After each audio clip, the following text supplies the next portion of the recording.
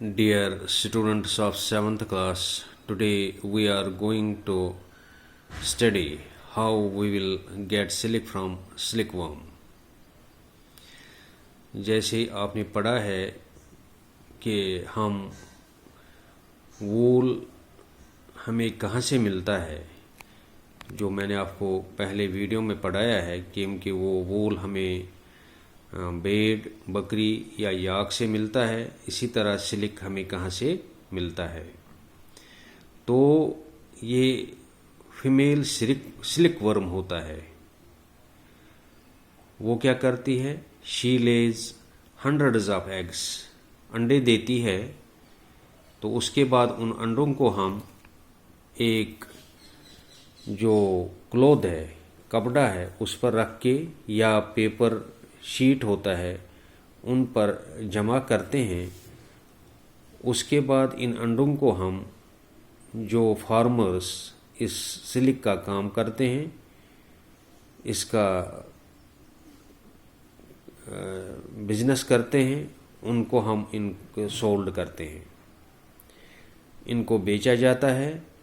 और ये जो फार्मर्स है, ये इन जो ये अंडे हैं, इनको अंडर गुड हाइजीनिक कंडीशन, साफ सफाई में रखते हैं और उसके बाद इनको सूटेबल टेम्परेचर देते हैं ताकि इनसे लार्वा या कैटरपिलर पैदा होगा। इसको सूटेबल टेम्परेचर दिया जाता है, ये अंडे हैच हो जाते हैं, सी जाते हैं और उसके बाद इनसे कैटरपिलर या कैटरपिलर को लार्वा ही कहते हैं, ये पैदा होते हैं। लेकिन जब ये पैदा होते हैं इन अंडों से, ये बिल्कुल छोटे कीड़े होते हैं। और उसके बाद इनको क्या करते हैं ये फार्मर्स, ये इनको मलबरी ट्रीज जो होते हैं, जिसको हम शहतूत कहते हैं, उनके पत्तों से इनको पाला जाता है। इन लार्वा, जिसको हम कैटरपिलर भी कहते हैं, इनको पत्ते खिलाया जाता है और उसके बाद ये जब बड़े होते हैं, इन कैटरपिलर या लार्वा को इन पत्तों के समेत एक ट्रे, बैम्बो ट्रे में रखा जाता है। वहाँ पर क्या होता है, जब इनको वहाँ पर एक कैटरपिलर इन पत्तों को डे नाइट खाते हैं, दिन रात ये इन पत्तों को खाते हैं। और उसके बाद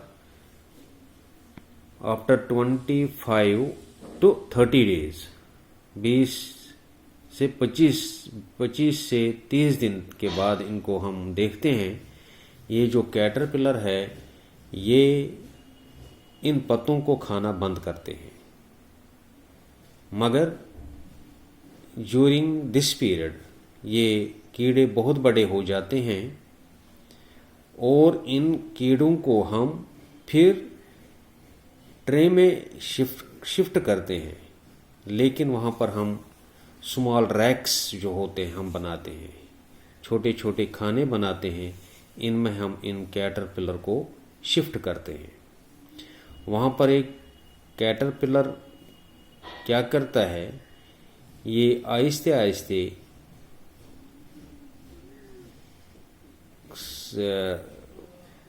कोकून बनाना शुरू करता है।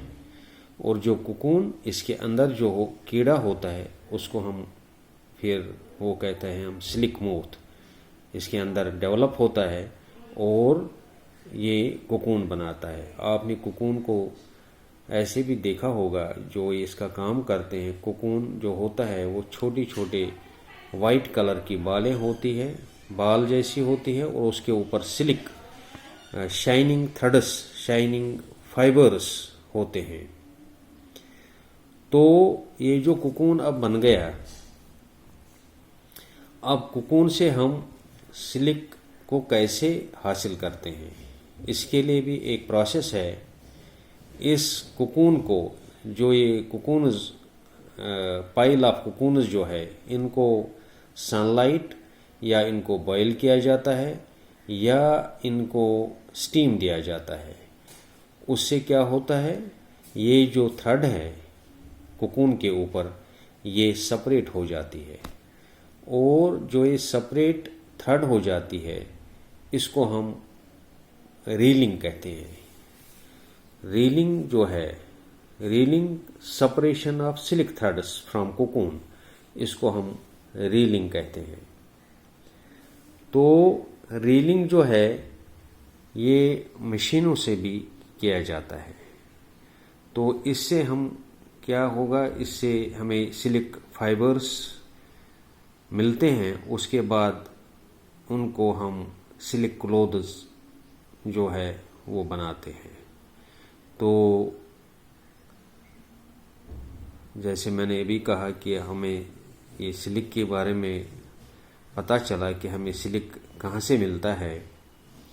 उसके बाद जो ये सिल्क है इसकी डिस्कवरी जो है वो अननोन है, लेकिन माना गया है कि चाइना में एक लेजेंड लेडी थी, एम्प्रेस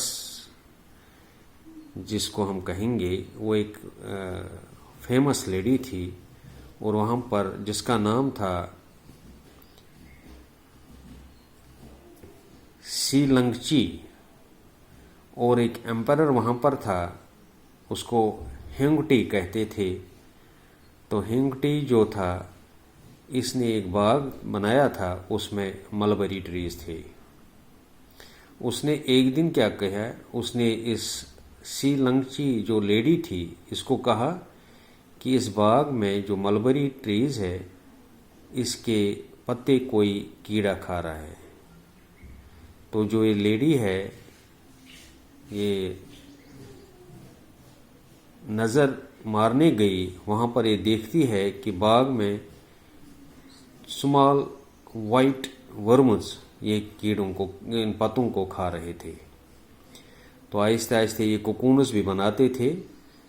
एक दिन ये हेंगटी जो एम्परर था ये चाय पी रहा था, इसके कप में एक कोकून गिर गया।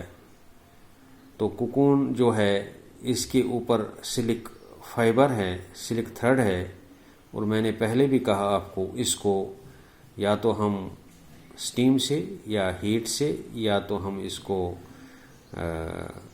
बॉइलिंग से हम इसको सेपरेट करते हैं थ्रेड्स।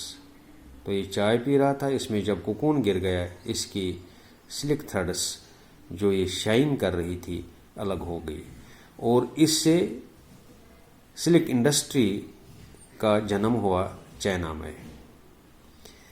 लेकिन ये कुछ साल के लिए सिर्फ चाइना ही में रहा, ये जो इंडस्ट्री थी इसका पता बाकी कंट्रीज़ को नहीं चला। लेकिन जो ट्रैवलर्स थे, ट्रेडर्स थे, वो एक कंट्री से दूसरे कंट्री में जाते थे। आहिस्ते आहिस्ते इन्होंने इसको दूसरे कंट्रीज़ों तक, दूसरे मुल्कों तक पहुंचा दिया, और जिस रूट से ये जाते थे उसका नाम है सिल्क रूट।